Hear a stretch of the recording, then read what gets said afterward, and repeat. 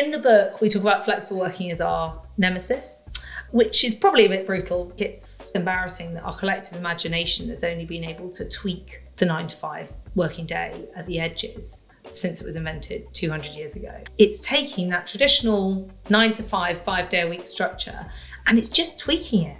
It's not actually making a fundamental difference to society. Life expectancy has changed. When the 9-to-5, Monday to Friday, 8-hour day construct was conceived, we were expected to live for 40 years.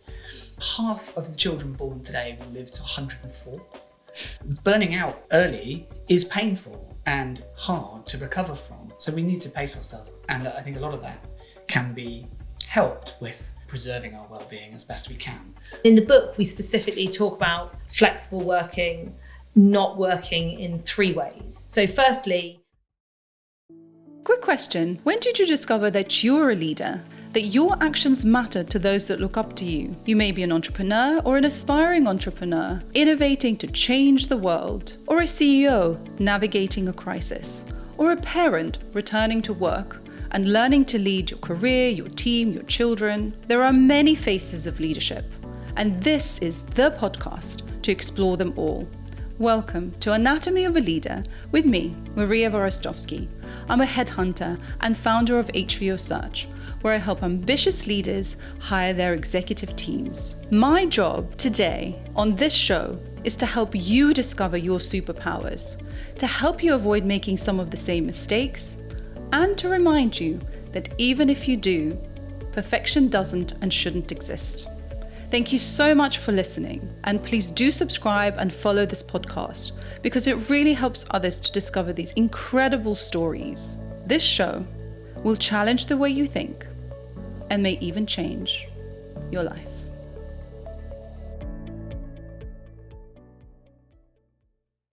Lizzie, Alex, thank you so much for coming on Anatomy of a Leader. So good to have you here.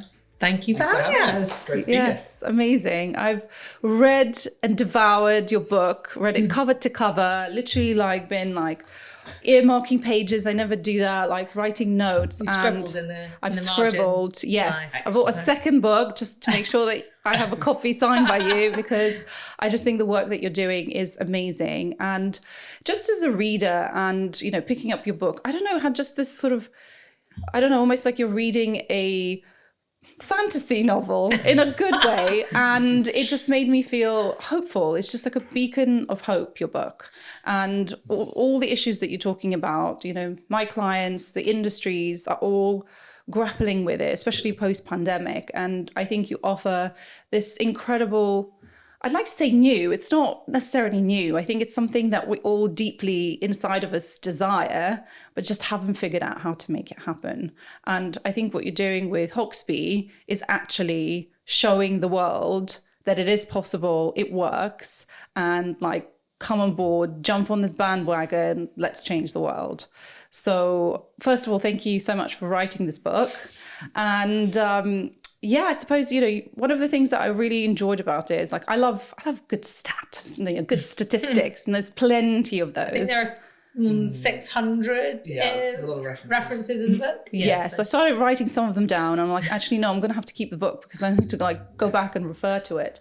And one of the things you mentioned is just the sheer number of people who are very unfulfilled with their work. I think it's 87% who are not fulfilled in their jobs, which is a huge majority of people. So in which way the world of work is currently broken? Many ways. There's a whole book on it. And I think it's broken in lots of ways, but it mainly is valuing presence over freedom to choose. So the book is called Workstyle. It's a word that Alex and I made up in the pub, where all the best, and it's got a hand gesture. And essentially, it's about the freedom to choose.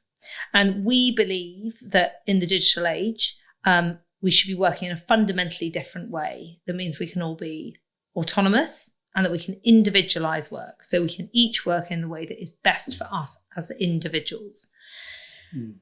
The working world wasn't broken when the 9-to-5 day was invented 200 years ago. That was great progress from Sir Robert Owen. But now we think he'd be turning in his grave to know people are still working in that way, when really the world has moved on. So why hasn't the way we work moved on? Yeah, absolutely. I mean, we were a manufacturing economy back then.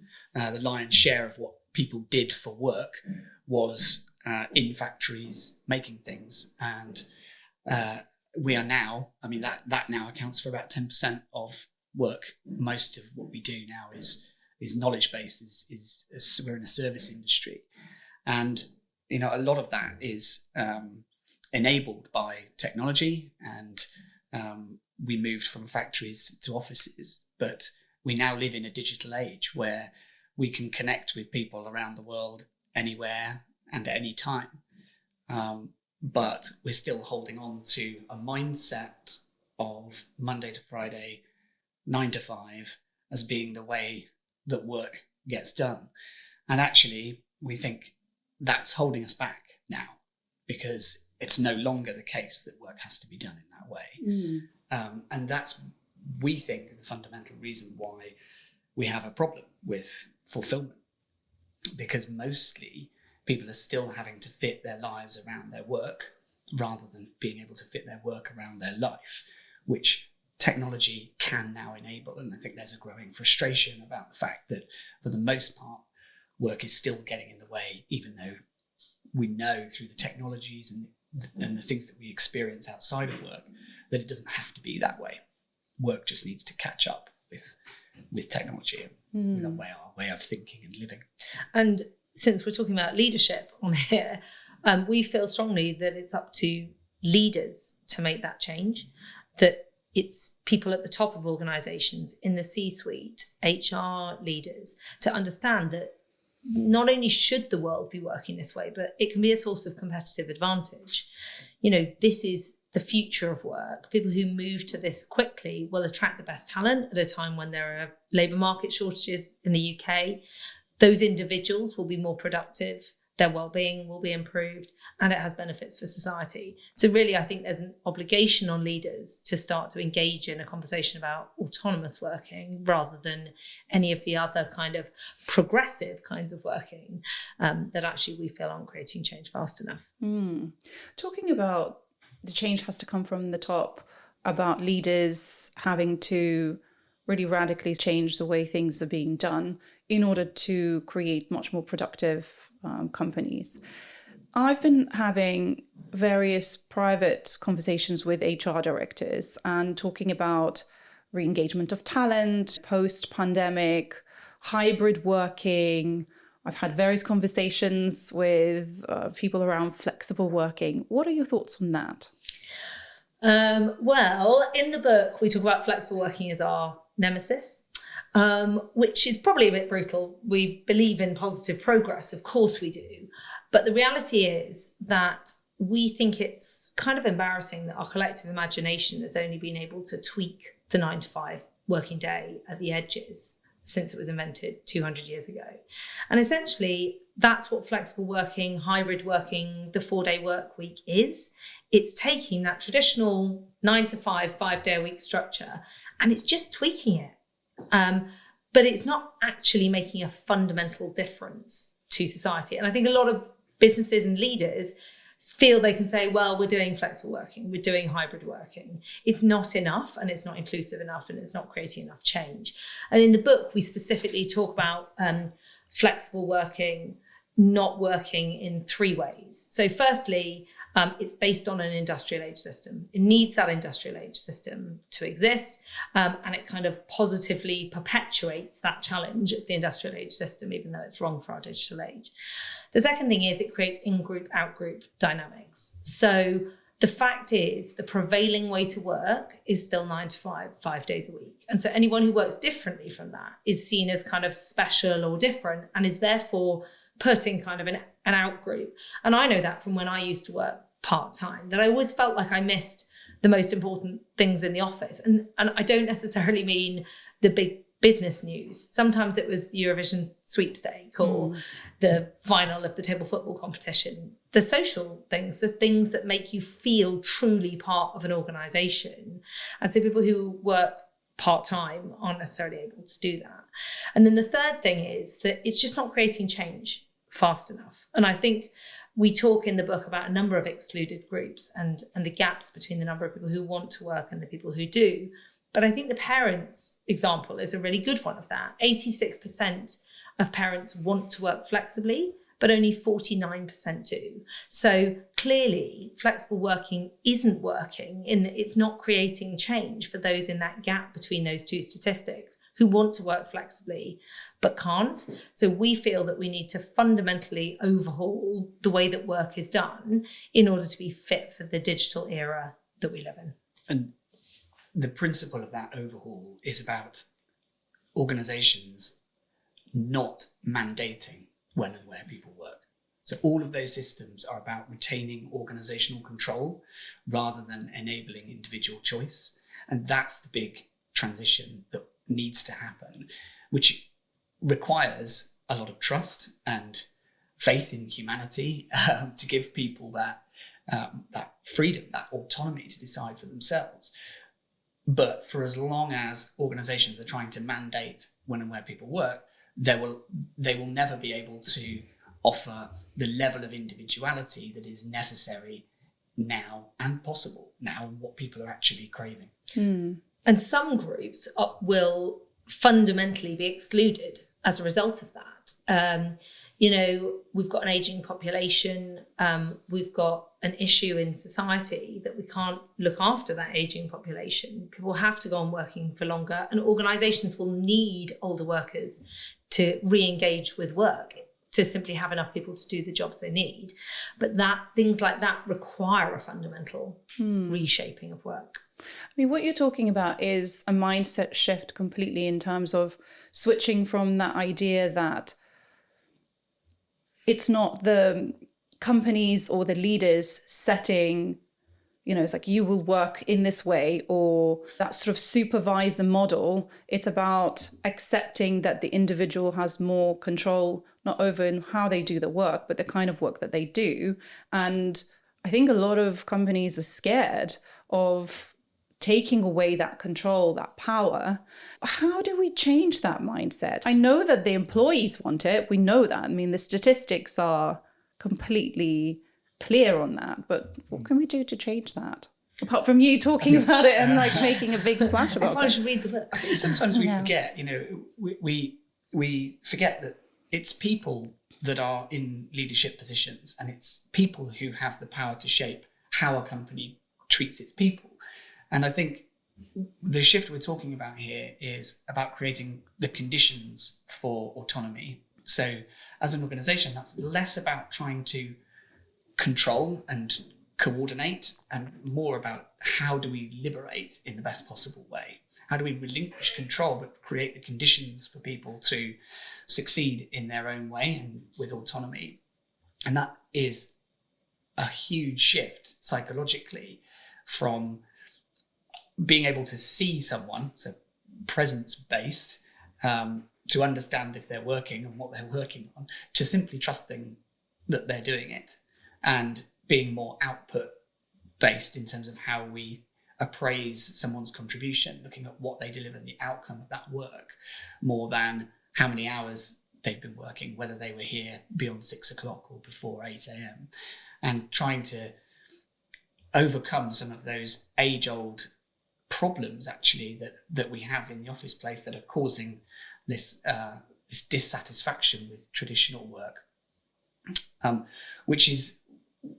it's challenging, but this is where the mindset shift needs to happen, enabling individuals to pursue autonomy.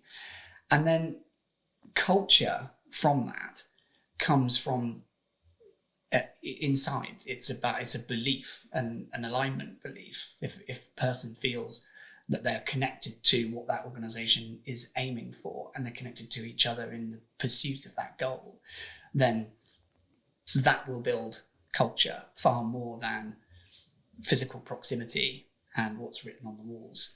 And in fact, the way we think about values has to be much deeper than simply some single words put on the walls, but actually things that are going to unite people to work to their own work styles, which means them not being in the same place at the same time. So things that unite people beyond geographical boundaries, a sense of purpose.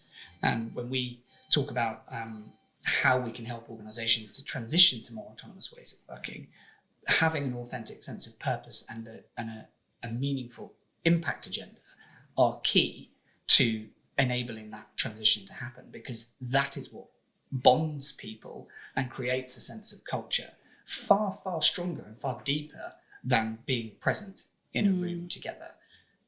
I mean, by way of an example, I think it's 50% of people who work in traditional office environments feel lonely or experience loneliness. So being together in the same place doesn't necessarily mean bonding and forming a culture. We can be in the same room but not talk to people all day, and that's... Do you think it's lazy of companies to just expect the fact that you're physically present? It means that all of a sudden you have created that culture and created that sense of connection. I think that is a really big element, and I think we're seeing it as we head into a kind of recessionary environment. I think that organisations are saying, come back to the office where we can see you so we know you're working, because we're feeling nervous, which is exactly the wrong thing to be doing. You know, actually, at a time like this, we should be giving people more autonomy and judging them on their output, because if they're connected to the overall vision, they will be dedicated to delivering a great output. And I think that is a mindset shift. You know, there are three big things that we always talk about that underpin work style working and autonomous working. The first is digital first rather than physical first. And for people who've worked in a traditional workplace, that is a complete mindset shift. But it's also really important, even if you only have one person working remotely, you're a remote dispersed team. That person shouldn't feel left out because they're not in the office. And actually, increasingly, lots of people are in the office on their headphones, with their headphones in on Zoom calls. So at Hoxby, you know, Slack is our office. We don't have an office. Google Meet is our meeting room. The water cooler is a digital channel. I love that, by the way. The water cooler channel. Like, I want to talk to you about that. It is full of cats and dogs and babies and gifts and lots of fun stuff. But the amazing thing is, you go to the water cooler when it suits you, not when someone comes by your desk just when you're in the middle of flow. So there's still a place for these things. It's just having the digital mindset to overlay how that connection should happen. So digital first is the first one. The second one is asynchronous working. So working at a time that it suits you rather than a time when everyone else is working. And that's really important, because actually with technology now and collaborative tools like Google Suite, you can work whenever it suits you. You don't have to be working at the same time, and it can be a far more productive way to work, to be able to, as you know, there's a lot in the book about it, to be able to choose your optimal environment, the times of day that suit you according to your personal circadian rhythm, to do deep work, shallow work, to not be working. I fold the laundry in the middle of the afternoon often to re-energize myself. It's embarrassing, really, but I do the same. Absolutely, that is not. I think there's a good reason for it, but there's a geek box in the book about you know, your neural pathways and allowing you to think about things in your subconscious. So that genuinely is a thing to do, to take a break, do something a bit mindless and allow things to recalibrate, and then you'll come back refreshed and with a new sense of perspective. So that's the second thing. And then the third thing is about trust-based working, which Alex has talked about, but essentially work style working only works when it's underpinned by trust. And you can't create a trust-based culture by saying, we're a trust-based culture. It has to be role modeled by leaders. It has to be recognized. It has to be rewarded. And it's something that we feel extremely passionate about. You know, when I was going through chemotherapy and I was working from the chemo chair, I didn't want to be judged on where I was. I wanted to be judged on what I was delivering. Didn't mean I wasn't really passionate about my career. I think also to go back to your point about, is it laziness? I don't think it's lazy per se. I think it's more comfortable. I think we forget that we've been conditioned over 2 centuries to believe we have to be together in the same room between the hours of 9 and 5, Monday to Friday. we've been doing Workstyle for 8 years. But we realised that the book has only just launched. It's a relatively new concept for people. So we're just at the start of a learning journey that if we stay in the comfort zone of what we know, we'll never explore. But at some point, people will explore it. People will catch up to this idea of autonomous work because it's better for well-being, it's better for productivity, it's better for society. And in 100 or 200 years' time, people will look back and hopefully they'll say, wow, they really took that opportunity post-pandemic to change ways of working. I thought you were going to say they'll look back and think that was the book that started. Yeah, they might say that as They well. were so ahead of their time. I guess what they will see in reality is, gosh, some companies really struggled with that. And who knows what will happen to them. But I think that there is a danger to sticking to what you know. You'll get what you always got and your evolution will be slower. Well, and I think post-pandemic, what's been really interesting is that even the naysayers, the people who used to say to us, because, we've been doing this for 8 years, 5 years pre-pandemic when people thought we were a bit strange. And people used to say to us, well, that won't work with my job. Lots of people said that, well, in my industry or my job or whatever. But post-pandemic, people get it. People get that this can be done. And actually, people had a good time, even in the miserable awfulness of a global pandemic, working in autonomous ways. And not everyone did, but I think it opened a lot of people's eyes to the fact that it can be done this way. And now we're in this situation where we've got labour market shortages, we've got businesses that are competing for talent. And so I think there is more power for the people that actually, if you're looking to move where you work, you will go somewhere that gives you the autonomy to work how you choose. And we've heard that, some of the clients that we consult with for the move to autonomous working, the reason is because of retention and attracting talent, because people are actually prioritizing life and there's more power to the individual at the moment. Well, what you're saying is that when people are prioritizing themselves, their health, their life, then the things that they do decide to work on and the companies that they decide to work with, then that's like a match made in heaven, because you, through the time that you're actually there, you're a much more useful, productive, and just a generally happier person, which means that you can continue doing that for longer periods of time. So actually overall, that has this, it's a virtuous cycle that just creates better and better societies, companies, people. And what I think we have all fallen into, and I'll talk about my own experience as well, is this old way of working. It's like the longer I sit here, the more I'll be able to get done. But actually in the reality, you're not. You're just sitting there, scrolling away, looking at things, opening 100 tabs and actually not getting your work done. Yeah. I think it's so important, for Alex and I, this started out as a big experiment. From that conversation in the pub, we wanted to put it into practice, to test it. And we looked around and saw no one working in a truly autonomous way. And so that's why we started Hoxby. But what we found is that actually, in the book, we include Workstyle stories, so individual people for whom Workstyle has been transformational. But what's really interesting is it's not just those people who were previously excluded and otherwise wouldn't be able to work. And there are plenty of those. This is bringing people into the workforce who otherwise wouldn't be able to work but want to. It's also about people just wanting to work differently and better and in a way that's better for their health and better for their productivity. And I think it's also a bit about self-management. It's about people understanding themselves better. There are lots of ways in which now I think we are more accountable to ourselves. We don't expect to have a job for life and for the organisation to do stuff for us. We expect to be accountable for our own learning, well-being, productivity.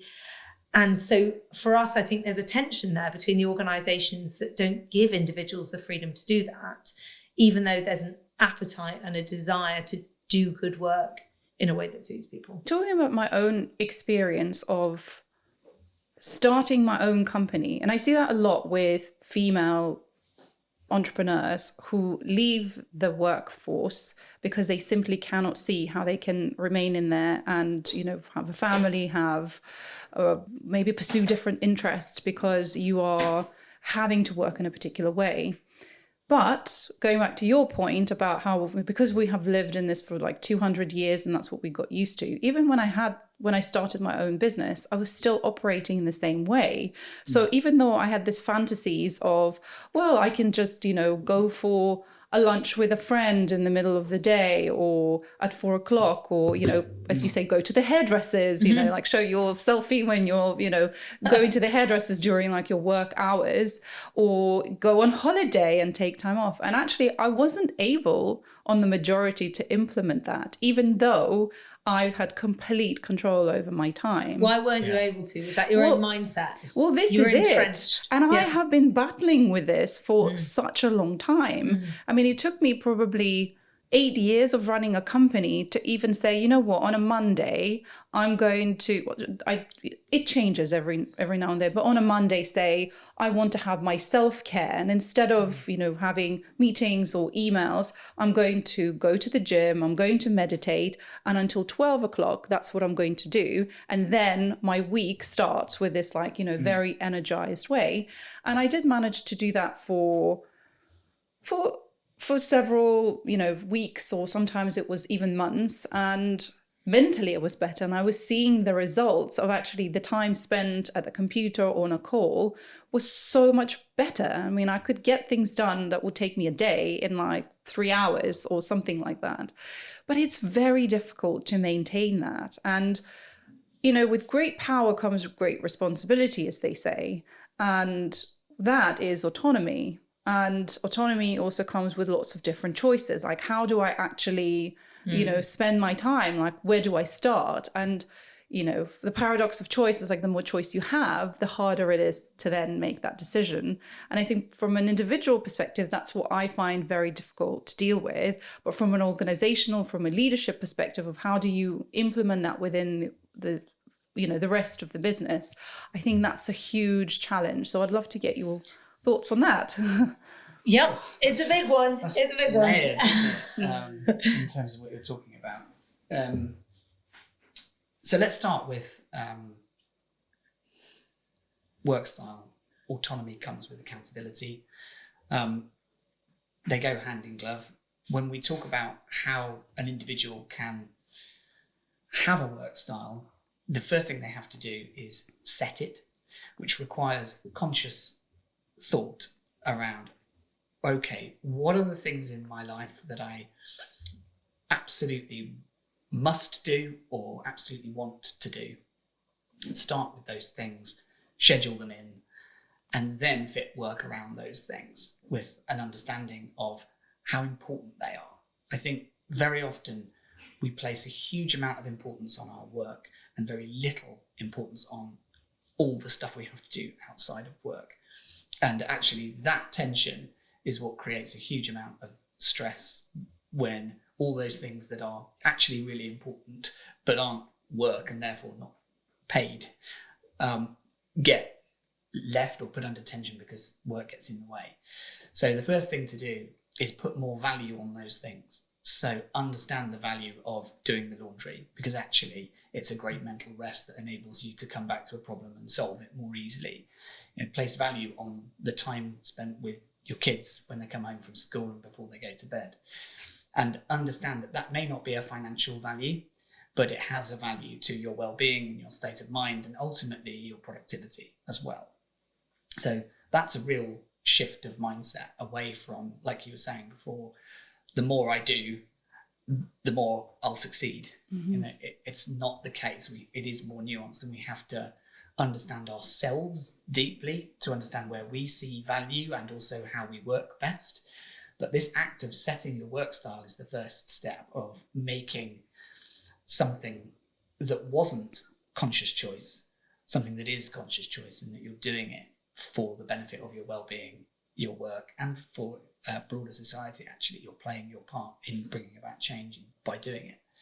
So the first thing is set your work style. The second thing is project it. Once you've written it down, thought it through, planned it out, tell people about it. because if you don't tell people about it, they won't help you to uphold it. They'll continue to expect you to be available for calls, even though it's outside of your work style. For example, we don't recommend calls. That's synchronous behaviour. So the final thing is then, so having set and projected your work style, respecting it. And we always talk about how people are really good at respecting other people's work styles and not so great at respecting their own. Again, it comes back to understanding the value of your non-working time, but also putting boundaries in place for yourself that enable you to respect your own work style. And that, again, is something that you consciously have to do, but that we help with and organizations can help with by encouraging that to happen, setting windows of time for availability, by putting things in place like turning off notifications, and cultural norms within organizations help hugely with this as well. But one of the other things that we recommend is having a buddy, someone who can help you be accountable for staying true to your work style and be the one who gives you the polite reminder when you're breaking it. So that's also another element that's really important.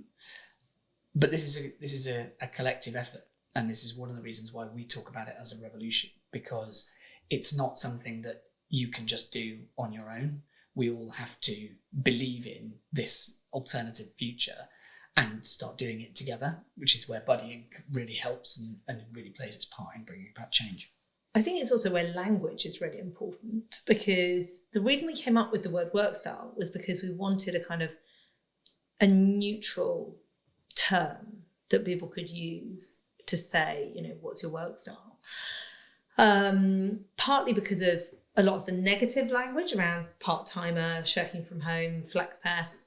But what's interesting is when we started to use it, people would use it back in the same conversation, which made us think, okay, there is a need for this. And actually, we've had feedback since the book launched that people have read it and they've said, this explains and puts a word around the thing that I've wanted. So what's new is the word work style. It's collectively working towards something and being able to be a part of that. Like you said, there are lots of constituent parts to this that aren't new. We know we've got an aging population. We know we've lived through a time of great technological advancement. We know that the freelance independent workforce is growing. Those aren't new things, but they do create a platform for us to be able to work in a completely new way. And so I think for us, when you can start having conversations, when you're arranging calls, if you can start with people saying, what's your work style, rather than, can you do a call on a Monday morning? That changes the whole tone, because suddenly you're not having to say, actually, I'm really sorry, I can't do that. But you're able to say, my work style is Monday afternoons, Tuesdays, Thursdays and Fridays, or whatever it is. And so it changes the whole tone of the relationship, and it empowers people to be able to choose and set, project and respect their own work styles as well. I think what you said, Alex, earlier about prioritizing or recognizing the value of the work that you do outside of work. And by work, I mean, folding laundry, being with your kids, or, caring for somebody, or just things that just make you feel happy in your life, that actually give you energy. And I think there is definitely this cultural belief that those things are somehow not important, and then don't feed into your working life. And this idea of the separation of like this work-life balance, which I've always struggled with. This concept was like, well, you have your work and you have your life. And having my own business, I'm like, well, actually, how does that make any sense anyway? Because, my work is very social. I find that very difficult to separate. I can't remember who suggested it, but I remember it was the idea of put the things that you want to do, like things that you never get around to doing, but really, really enjoy, first into your calendar. I didn't stick with it, I have to say, but for the time that I did do it, I was just a completely different person. I wonder if you're slightly in the dark side of autonomy, which we talk about in the book. Yes, I completely have read about. Yes, for sure. I intellectually I understand what it's supposed to be, But it's almost like I'm so stuck in the pattern that even though I'm trying to break it, it's very hard to get out of it. I think there are two things. So one is, like you say, the practical day-to-day steps that you can take to make the changes. And that is about set, project and respect. And also I should add that you need to keep resetting your work style. You know, when your kids start school, when your partner is diagnosed with cancer, you know, there are times that you will have to regularly revisit your work style and change the way it works.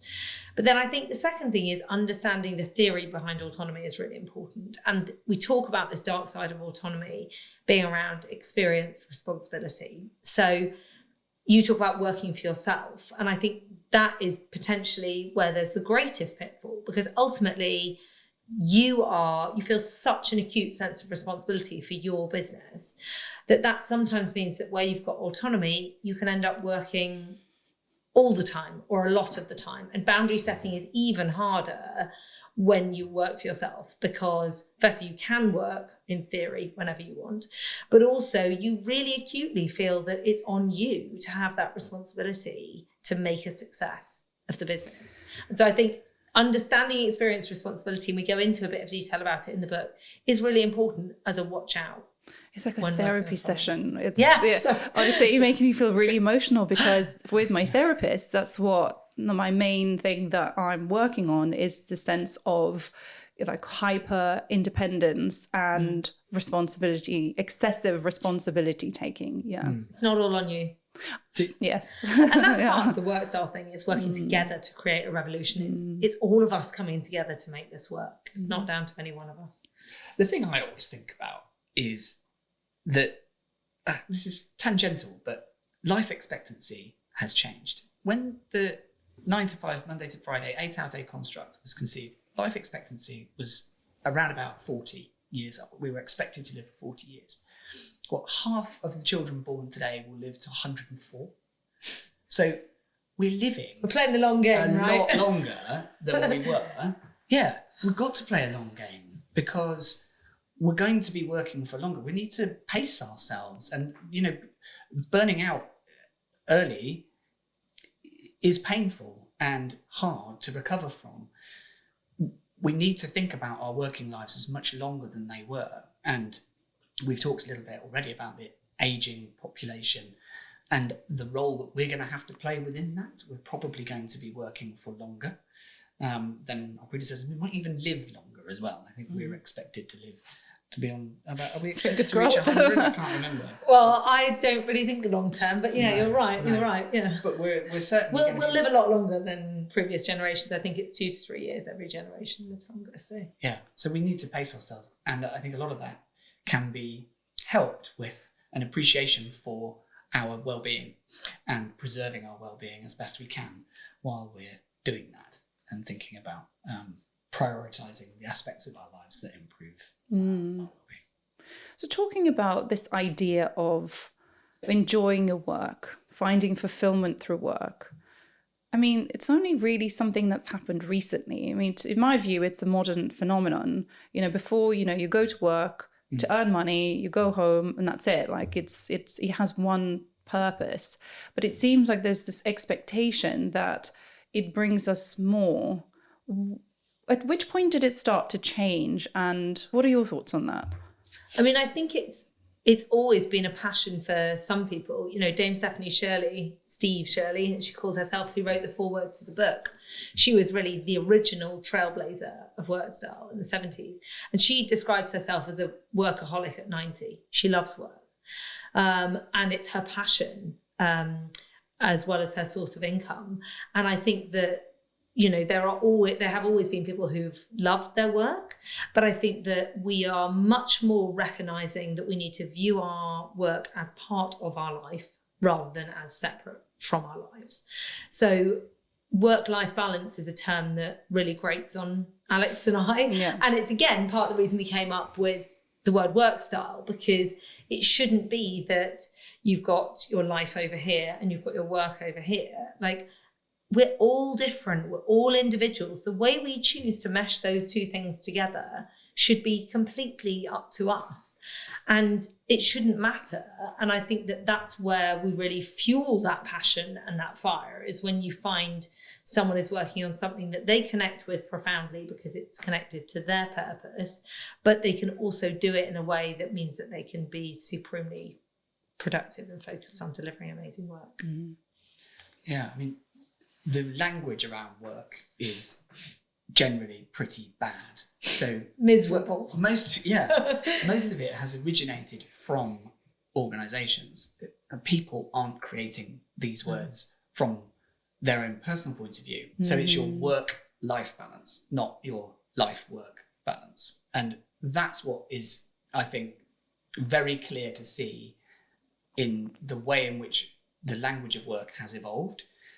Workstyle flips that and puts the language into people's hands to say, this is something that we own, and actually we're gonna stick to it because we know it's better for us, for our well-being, for our productivity. So, do you want to geek out about language? Well, I mean, language is huge, especially for leaders, right? We have to think Yes. carefully about the words that we use to describe things. Work itself, the word, is one of the oldest words in English language. I think it was originally derived from the Germanic word to work. And much of the meaning around work is pretty painful, actually. I think that that the original meaning was to do something that was onerous.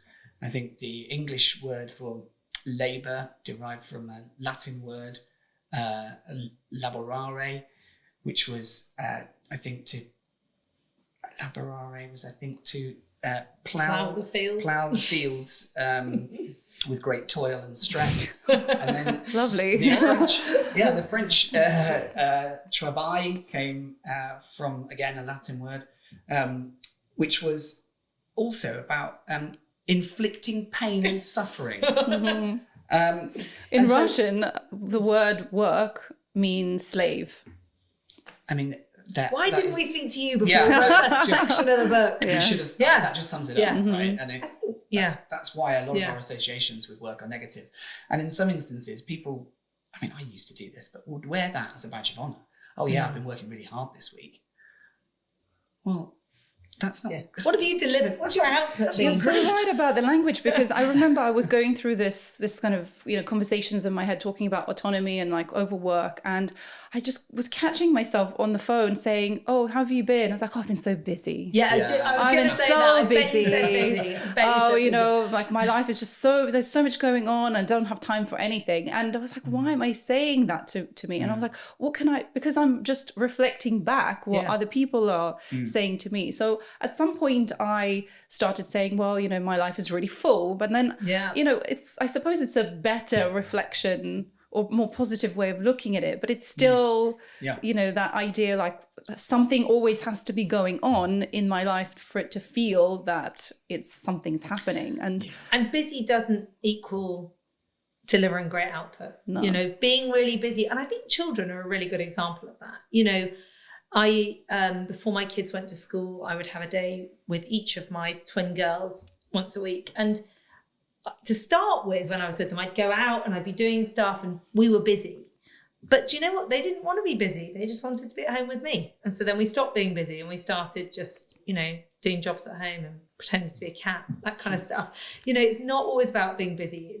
It's about quality time and what you're using that quality time for.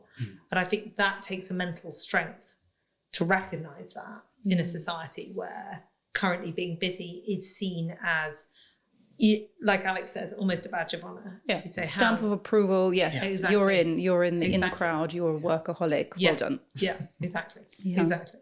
Talking about the use of language, bias, and the when you're talking about the order of things, like life work as opposed to work life, what is really interesting is, or tell me, why did you decide the order of the names of the authors on the book? So we co-authored the book equally. We We wrote agonised every over sentence every word. together. Yeah, we wrote. But there is bias in the literary world. Statistically, the book would have been more successful if it had been written by Alex Hirst and Lizzie Penny. And that is it's just absolutely outrageous. But, throughout the process of promoting the book, we've seen that happen. The names have been switched, and it's conscious or unconscious bias, but it's out there. And we wanted to make the point through the ordering of the names, but also we wanted to inspire female writers to write books and, fulfill their ambitions, because the number of female writers is disproportionately low. And it's easy to see why when you witness the gender discrimination at play. I mean, from my perspective as well, and I guess maybe this is something that you wanted to happen, but when I saw Lizzie's name, I reached out to you first. Yeah. I didn't even realize that the book was co-authored. Yeah. So this is the shocking But realization. that is good. But it is, when we were a #1 Sunday Times bestseller, Alex's name was first. And that has happened to us a few times, as if to substantiate the passage in the book about gender discrimination, and so it was something that we felt strongly about. But also, it's not really my name first. They're on the same level. You've got the book there. We wrote this book together. We could not have been more equal in the writing of the book. But society still has a long way to go. And we talk in the book about excluded groups, but we also talk about discriminated groups, and there are many forms of discrimination, but gender discrimination is pervasive. It still is. And that's because it's pervasive in the home as well as being pervasive at work. How do you feel when Alex's name is mentioned? I mean, Alex and I kind of come as one, so I don't I'm not that bothered by it. I know that I wrote this book with Alex. He knows I wrote it, so I'm not as bothered by it. But sometimes I think there are small reminders of the patriarchal society that we live in that grate on me. But they also inspire me to do more to drive change. And Alex and I, between us, not together, we have 5 children. We both have a mixture of boys and girls. And I think it also inspires us in how we bring up our children to go out of our way to try and ensure that they are brought up understanding a need for proper gender equality in society, not tokenism, but proper gender equality. And that's one of the many, many things that really fuels our passion for Workstyle. You talk a lot about this huge groups are just excluded from the world of work. And when I'm working with clients, HR directors, they come to me and it's like, where can we find an expert on diversity and inclusion? And we'd like to learn more. The desire is there. They want to do it. But somehow it's almost like, what are they doing wrong? And what can they do to actually make it happen within the organizations? I think it's a really interesting one, because I think if the desire was properly there, then what organizations would do is fundamentally restructure to be more diverse.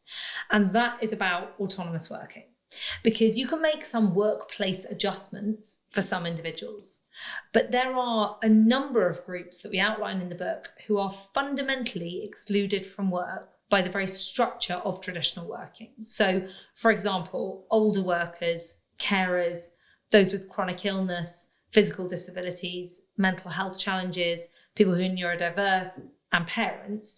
Those 7 groups are structurally excluded because, for whatever reason, they cannot be in an office 5 days a week, 9 to 5. And take people who are neurodivergent, for instance. The sensory environment of being in an open plan office just doesn't suit them. And we talk about the gap stats. 77% of people with autism want to work, but only 26% do. That is a chasmic gap between those 2 groups. And a lot of people, I would say, have neurodiversity creeping onto their diversity and inclusion strategies. But what they're doing is making some workplace adjustments for people who are neurodiverse, which is simply not enough. If you really want to include people, what you need to do is say, you work in the way that best suits you. as an individual. And at that point, you transcend beyond which group are you in and into who are you as an individual. I, for instance, cover a number of those groups. You know, I have an illness, I'm a carer, I also have children. You know, there are a number of elements that mean that there's an intersectionality to those groups as well that needs to be recognised. And this is way beyond what the vast majority of businesses are looking at from a diversity and inclusion strategy perspective. They look at single groups, what are the simple adjustments we can make for those groups? Whereas for us, this is about transformational change, fundamentally change the way you work, and you include everyone on their terms, and therefore you include every individual. And I think one of the reasons why that happens is because diversity and inclusion as a concept has a relatively short history and largely is about quotas, looking at how many people, how well represented are different groups, rather than looking at it as an area of competitive advantage. So lots of organizations hire people who look, think, talk, and act the same, often from a geographical area that is limited by how close it is to the office. And what you get from that is groupthink in the main. So it's a simplification to say that, but that's broadly what happens. Whereas if you, as Lizzie says, restructure entirely to be entirely inclusive of individuals based on nothing about what they look like, where they live, or anything else, but actually just looking at having a mix of individuals that is a diverse mix, and that they have different ways of thinking, different experiences. We talk about it as cognitive diversity. Then you can increase the collective intelligence of the group. And this is an emerging science around how smart a group is. And it's kind of the opposite of groupthink, really, which is if you get groups of cognitively diverse people into an environment where they can collaborate and integrate well as a group, you get better solutions, better answers from that group than you do from homogenous ones. So there is a competitive advantage to having a diverse workforce. Organizations just need to understand that, and as Lizzie says, then put the structural change that's necessary in place to enable that cognitive diversity to exist within the business, rather than, say, surface level quotas or minor interventions accommodating different needs. It's not enough. What's the biggest obstacle to making Workstyle the default way of working?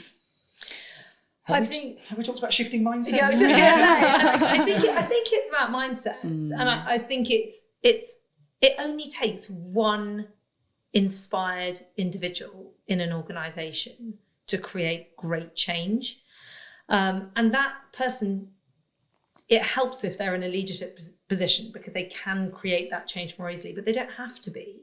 You know, we know a number of people who've read the book and said to us, please, can we do this in my organisation? I'll introduce you to someone and you can have a conversation with them, and it's gone from there. And I think that's what we need, is individuals to use the word, read the book, start to make the case for autonomous working in their organisations. And if we can start to, particularly, as Alex says, this is a source of competitive advantage. You know, there are so many reasons this works. And I've got to say that when we sat down to write the book, we had 8 years of anecdotal experience. We had a bit of research behind it. But when we were writing the book, we kept saying to each other, this is the future, you know, every really good idea. every bit, micro bit of research ladders up to this being the way we should all be working. So there's a massively compelling case there. If people can just get past that mindset barrier, take the leap, and you don't need to move an organisation to being autonomous overnight. In fact, that would be completely the wrong way to do it. It's about running a pilot, testing how it works in your organisation, and then running a slightly bigger pilot, and all the time learning. You know, we talk about always improving at Hoxby. We're still learning. We've been doing this for 8 years.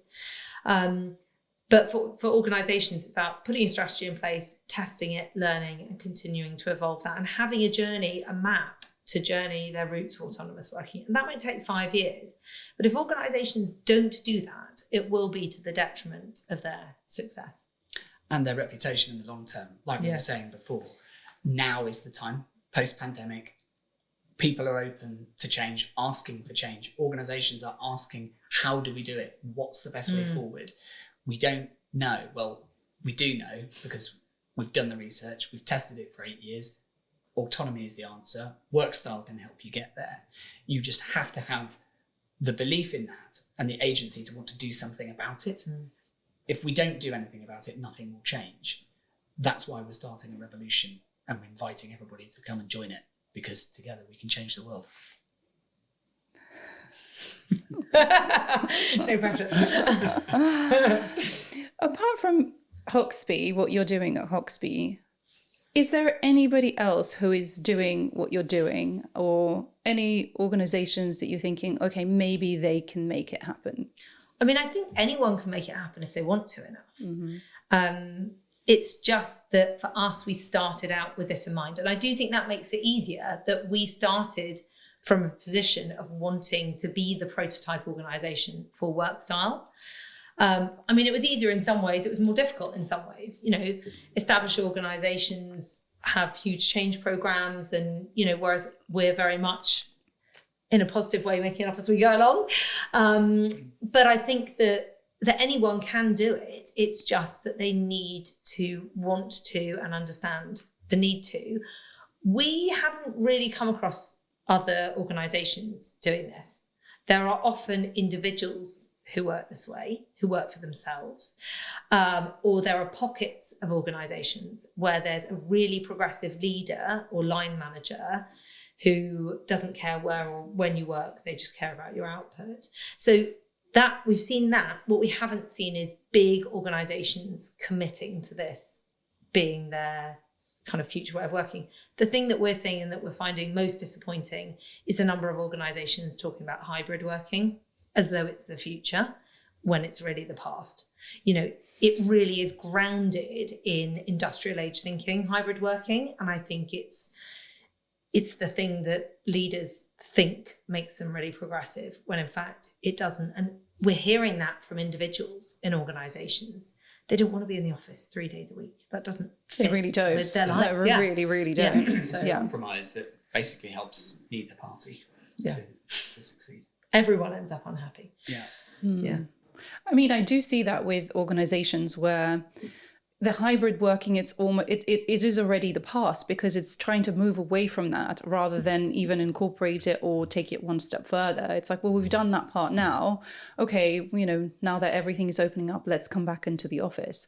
And quite a lot of senior leaders live very close to their offices. So it is more convenient for them to be in the office.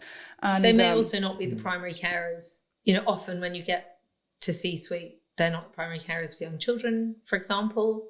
It goes to empathy and being able to understand. And Hoxby's got some absolutely incredible people. But the thing that we found, particularly in those early years, was that everyone had their own burning platform. Everyone had their own reason for wanting to show it could be done like this. I think that goes back to what we were saying about how you set your work style is about placing value on the things you do outside of work. That is true for organizations as well. They have to understand the value of people's lives outside work as well. And I think, to your point, Lizzie, we've really seen that because of Workstyle, because people have talked about why their work style is a certain way. We have a real appreciation for them as individuals, their lives outside of work. And I think that helps us to be better culturally as an organisation, because we're showing an interest and an appreciation for their life outside of work, which so often we've had to hide. You know, it's never more clearly manifested than with a virtual background on Zoom. People are hiding where they are because they feel like they have to be something different at work. And that's a crying shame at Hoxby. It's not the case. We have cameras on and no virtual backgrounds. It's about being authentic, being your authentic self. And that comes back to improving your well-being and ultimately your work. When you're talking about digital first approach, is that there is this completely different way of thinking from the people who are more traditional functions versus ones that are in more kind of like newer functions like tech, for example. So within organizations that are using technology to work within a traditional industry, like fashion tech, for example. So you've got the traditional, marketeers or, salespeople, and then you've got, the very nitty-gritty engineers, technical people, and how they like to work is completely different. And they are categorically saying, it's like, we do not want to be in the office. And it's like, okay, 2 days in the office maybe. And they're like, no, like once a month. So there's almost like no perception that there is even a need to be in there. And one of the theories is that, well, maybe they're more of an extrovert, and that's the reason why they don't want to be in the office. And say marketeers or salespeople, they love being around people and it makes sense for them to be there. But what I find is that companies are really struggling to take everybody's needs into consideration, and they want to come up with one way against all costs. Like, there just has to be one way that it has to work, and everybody has to fit in with that. And I think from what you're saying is that this is exactly what you're fighting against, because that way of thinking, that way of working is just not working. Yeah, trying to mandate when and where people work doesn't work. But what you can say is, we want to enable autonomy. We want to enable everybody to be able to decide for themselves. And as Lizzie said before, that's not something that we're going to be able to do tomorrow, but it's a destination. And as an organisation, you can say to your people, what we're trying to do is get to a place where, as a business, everybody here can be free to decide when and where they work for themselves. That's a process, an iterative change process that will take time and will be layered with different challenges depending on the type of work within the business that someone is doing. And that's what we're seeing with the consultancy work that we're doing at the moment. Is it's not about having a one-size-fits-all approach. It's about enabling individuality in the best way for the business. And that's the challenge that leaders and organizations have right now. I think it's interesting what you say about introversion and extroversion as well, because Alex is probably more on the introvert end of the scale, and I'm probably more on the extrovert scale. But it doesn't mean I don't absolutely love to be able to just sit on my own and work uninterrupted in flow. And a question that we're commonly asked is, well, if you're all working remotely, Hoxby's got 500 people all working when and where they choose. How do you connect with people? And we feel that actually you can connect with people really profoundly, even if you're not in the same physical space. And one example that I would give is that I'm going through early menopause because of my breast cancer. And we have a group at Hoxby called Interest Menopause. And I don't think I have ever met, I might have met a couple of people in that group, but the vast majority of that group are people I've never met. They definitely don't live in my time zone or on even the same continent, I would say, many of them.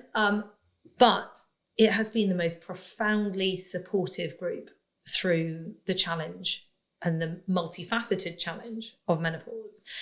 And so it's not just about connecting with people who just so happen to live in the same postcode as you. It's about connecting with people who have things in common with you wherever they are in the world. And I would say the same about learning as well, that people say, well, young people have to be in the office to be around other people because that's how you learn, is by being around other people. By osmosis. Yes, but that's not how it works, because what if the person sitting next to you who you're learning from has their headphones in and is on a Zoom call all day? You're not actually learning from them. And I think when you're remote and you're working in autonomous ways, you need to consider and purposely connect with people in different ways. You need to go to the water cooler at a time that it suits you, or post something in the Interest Parenting or Interest Menopause channel, or engage with it on your terms. And that's not to say that we don't believe in physically being together. We do, but that's not for work. What you do when you're physically together is you connect, you have fun, and you build relationships. But to work and to learn, that can be done entirely and should be done entirely remotely and asynchronously. one of the more progressive companies that came to the breakfast that I hosted. And what they have found is that the number one thing that you should spend money on when it comes to bringing people together is parties. Yeah. It's the social aspect of it. It's fun. Yeah. It's enjoyment. It's not actually even work related. You can be physically in the same space, but that is not the same thing as connecting. And Alex said earlier, over half of Brits suffer from loneliness in the workplace. Let's not make the mistake of thinking if you go to sit in the same space, you are connecting. You're not. You're just sitting in the same space. It's a different thing. I think that's exactly. And the thought of being limited to learning from only the people who can commute to a building with me is probably not very cognitively diverse. No, it's scary to think that that's what organisations think of as learning, because actually I'd want to learn from everyone else in the world who can't get to that building. That's a lot more people with a lot more variety and richness of experience to learn from. What seems impossible to you now, but should you achieve it, will change the course of your life or your business? I mean, work-style working becoming the norm. I mean, I don't think that seems impossible now, but it feels like it might take a while. So let's say that. I mean, it would change the course of Hoxby, yes, if we can help people to do that. Which will mean that in turn we can create more work-style work for more people, but also it will have an impact on the world. And ultimately, that's what Alex and I want to do, is leave our legacy on the world. And maybe our legacy is one more word in the Oxford English Dictionary. So perhaps that's something that we can aspire to as well. Yeah, that'd be great. That would be good. What can I do to support you? Or what can our listeners do to support you? I think buy the book and read it. It's on Amazon and in all bookshops. But also use the word work style. Try using it this week and just see how it goes. That alone can help drive the revolution. Definitely. It always feels a bit weird saying a new word for the first time. You feel like an imposter because it's not a word that anyone said to you before. But the more you say it and the more you think about it, the more it will become the norm. And we've seen that within Hoxby and through the Workstyle Revolution over the last 8 years. You know, it makes complete sense when we can talk freely about our lifestyle choices. We should be entitled to talk freely about our work style choices as well. Thank you so much. Thank you for having us. It's amazing. Thank you so much for joining me here on Anatomy of a Leader. What did you discover in this episode? I'd love to hear your thoughts in the comments on YouTube or reviews on Apple Podcasts. And if you haven't already, hit that subscribe or follow buttons, and I'll see you next week.